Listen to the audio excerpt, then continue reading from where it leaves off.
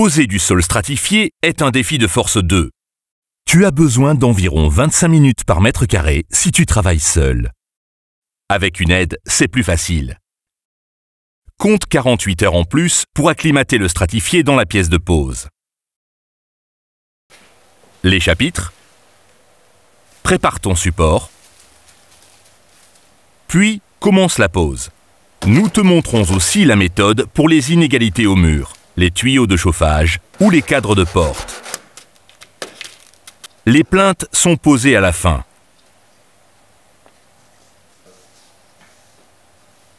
Voici le matériel qu'il te faut. Suffisamment de lames de stratifié, planifie 5% de plus pour les chutes. Une sous-couche avec pare-vapeur intégré, des plinthes pour une finition soignée, des barres de seuils et profilés, par exemple pour les transitions entre les pièces.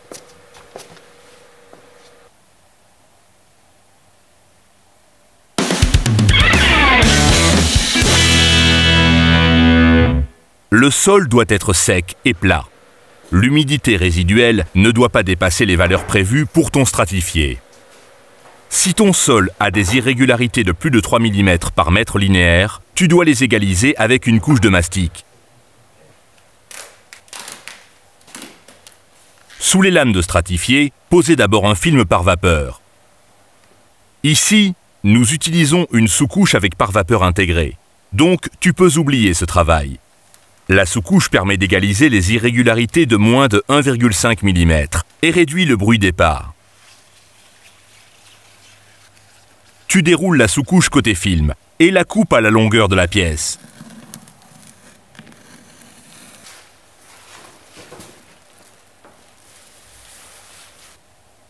Fais attention que le côté avec le film par vapeur qui dépasse soit tourné vers la pièce et non le mur. Tu glisses la seconde feuille sous le film, chevauchant la première. Tu colles les deux feuilles bord à bord avec le ruban adhésif.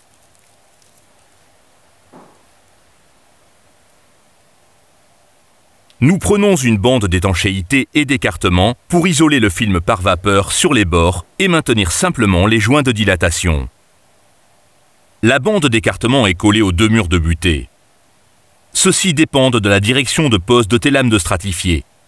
Pour notre sol stratifié, nous commençons par le coin gauche de la pièce, car les deux languettes doivent être en direction du mur.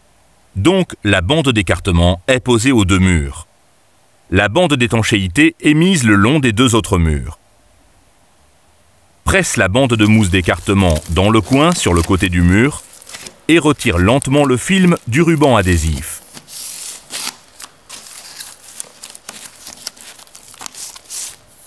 Dans les coins, entaille avec les ciseaux le côté inférieur de la bande pour pouvoir l'encoller proprement. Ton stratifié doit encore s'acclimater.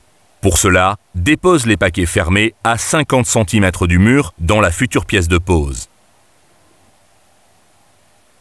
Pour toi, c'est une pause d'au moins 48 heures.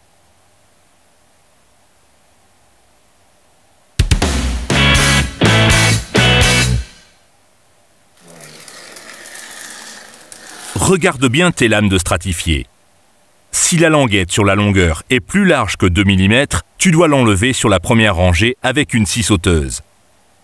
Sinon, la plinthe ne suffira pas à la cacher. Avant la pose définitive, vérifie si à la fin, une rangée très mince de lames resterait. Si à la fin, il restait une bande de 5 cm ou moins, scie tout de suite la première rangée un peu plus étroite. Cela te facilite le travail après.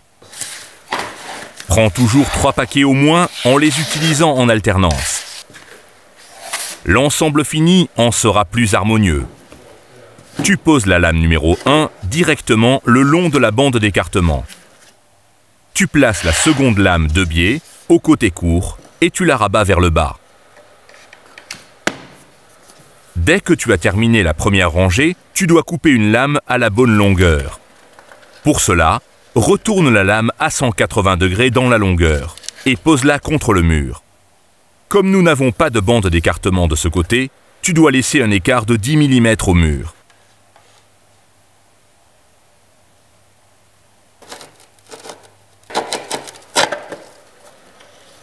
Avec la chute de la lame, tu commences la prochaine rangée. Fais attention à laisser un espacement minimum d'1 tiers des longueurs des lames entre les bords de la rangée précédente. C'est le joint décalé. Tu poses entièrement la seconde rangée de lames avant de la relier à la première.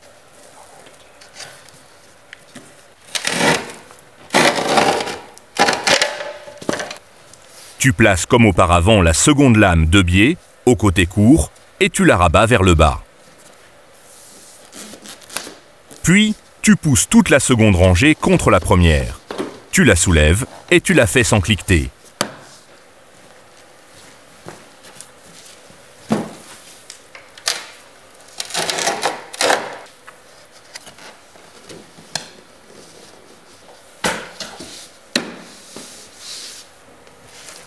Si tes murs sont irréguliers, tu poses la lame le long du mur et tu mesures le plus grand écart au mur.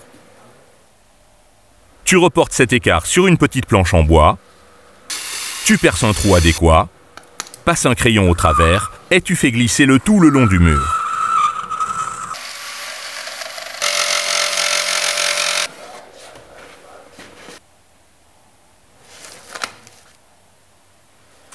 Pour les tuyaux de chauffage ou d'autres obstacles, tu butes avec la face frontale de la planche au tuyau et reportes les points centraux sur la face des corps. Puis, pose la lame sur l'arête et dessine là aussi au crayon à quelle hauteur sont les tuyaux. Avec une équerre, tu dessines le point d'intersection des lignes.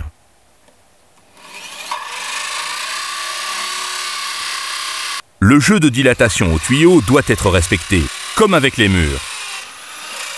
Ton trou de perçage doit avoir les mesures du diamètre du tuyau, plus 2 × 10 mm de joint de dilatation.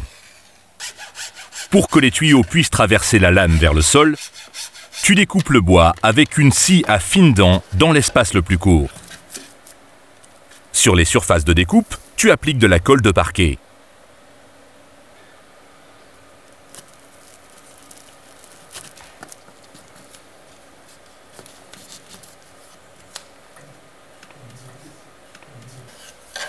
Pour les encadrements en bois, tu poses un morceau de lame adéquat avec le côté postérieur vers le haut contre l'encadrement. Tu le scies avec une scie fine. Avec un ciseau à bois, tu peux détacher le morceau inférieur.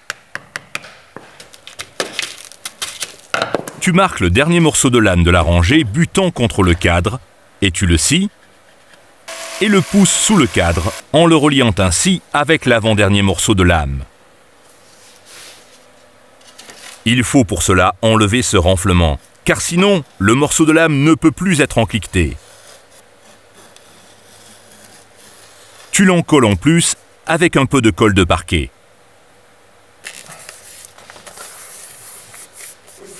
Pour les cadres de porte en métal, tu ne découpes pas le cadre, mais la lame de stratifié à dimension. Tu dois la poser bord à bord contre le cadre et reporter l'écartement nécessaire, plus le jeu de dilatation. Pour l'étape suivante, tu colles ton stratifié pour plus de sûreté. Tu peux boucher proprement les joints de dilatation avec du mastic pour stratifié ou acrylique. Pour les très grandes pièces, c'est-à-dire de plus de 10 mètres de long et 8 mètres de large, tu dois prévoir des joints de dilatation supplémentaires. Pour la dernière rangée, tu poses 2 lames l'une sur l'autre sur l'avant-dernière lame. Pousse la lame supérieure contre le mur. Fais attention aux joints de dilatation et reporte la mesure sur ton morceau de lame.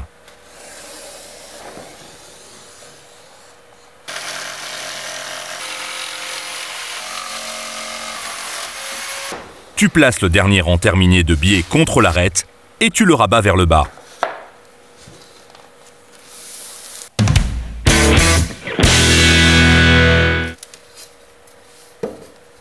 Pour les transitions à d'autres revêtements, il existe des profilés de transition.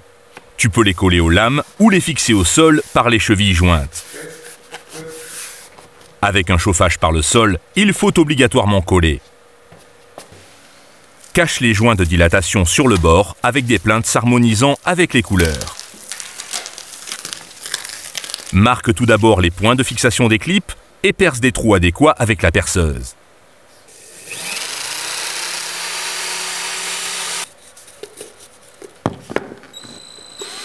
Pour les angles des pièces et les transitions invisibles, tu peux employer des pièces moulées.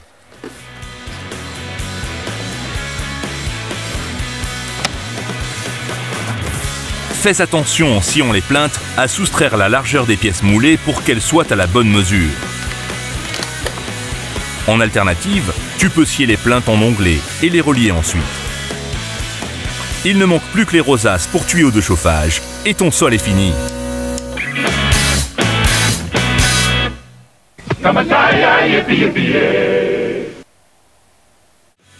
Tu trouveras d'autres conseils et informations dans la liste des liens. Encore plus de projets? Abonne-toi à Hornbach pour ne plus rien manquer. Alors, jusqu'au prochain projet de l'atelier Brico Hornbach.